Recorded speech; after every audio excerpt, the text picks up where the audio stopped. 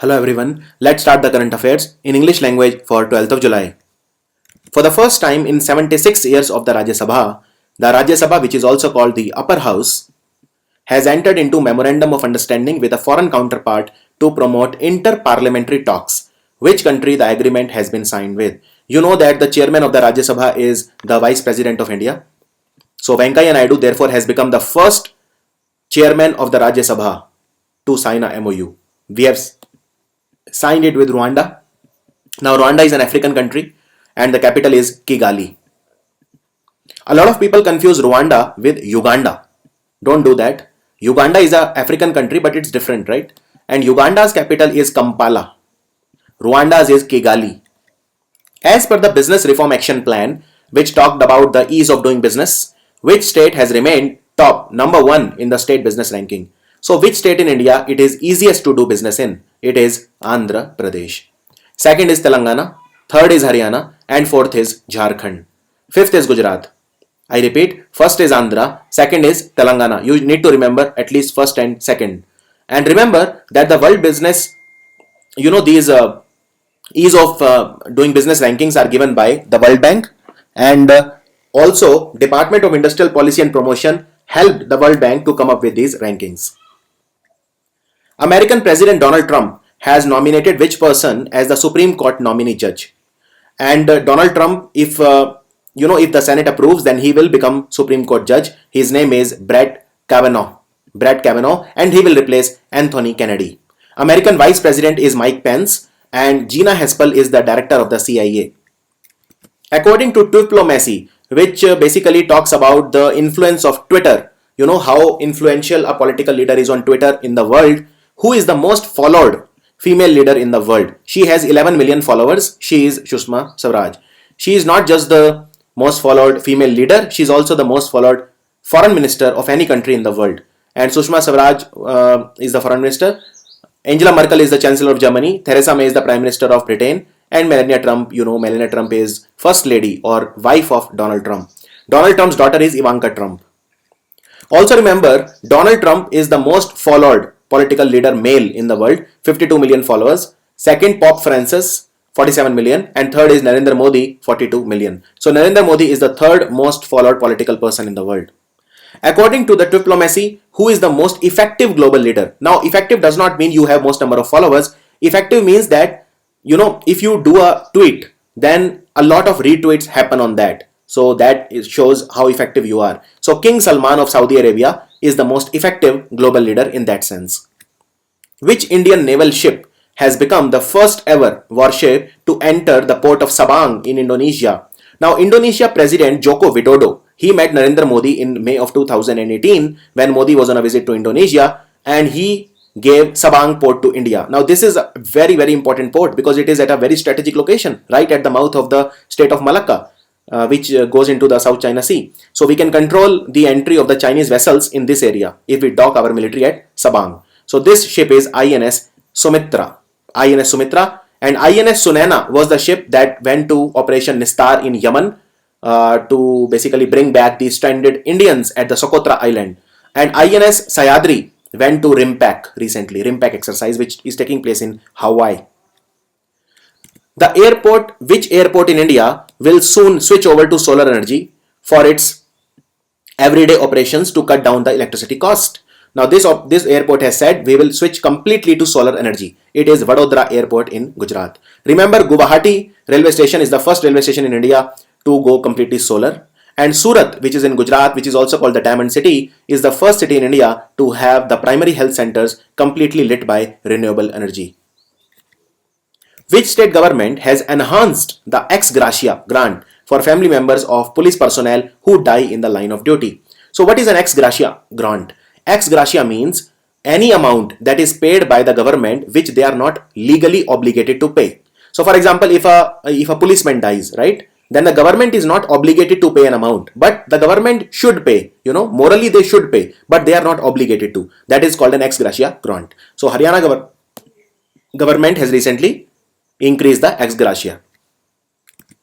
Which state government will invest 39 crore rupees to develop infrastructure for state's Seema Darshan project, right? And this will be done at a place called Nadabet, which is near Suigam in Banaskantha district.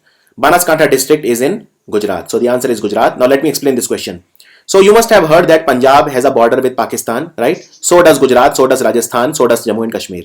Now Rajasthan has the largest border with Pakistan. And Punjab has a border with Pakistan which is called Wagha border, right? It is near Amritsar.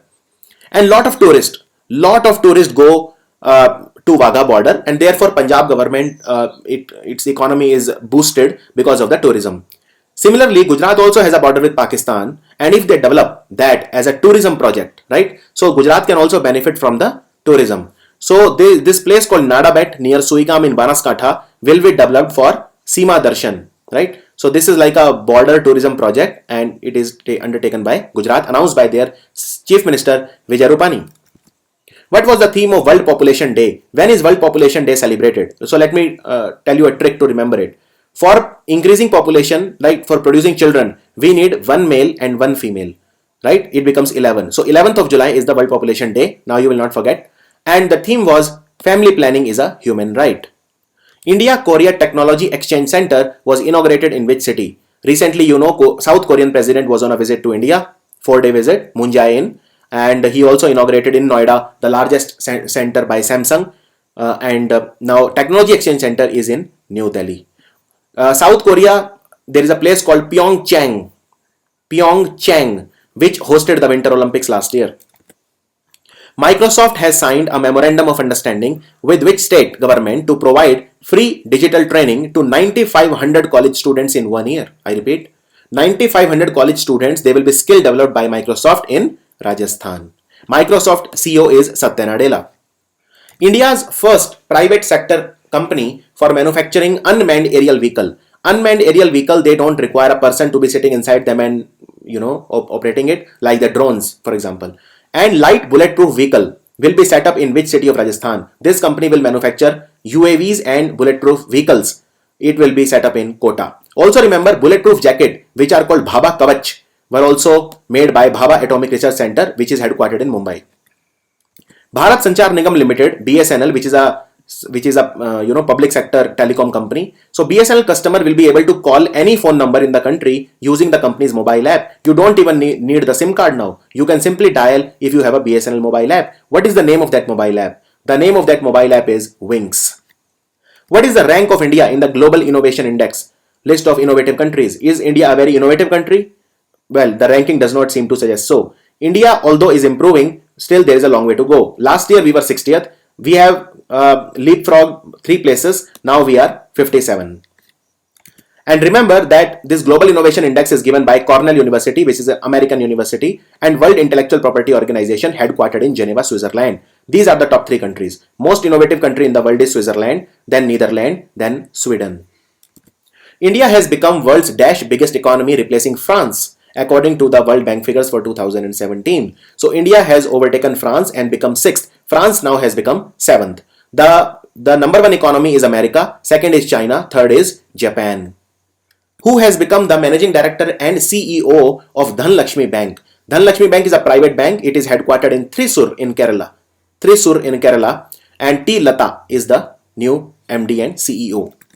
What amount will be invested by Google on YouTube, on which you are watching my video right now? Now YouTube wants to fight fake news. It is serious about it, and therefore it has decided to invest $25 million for the same.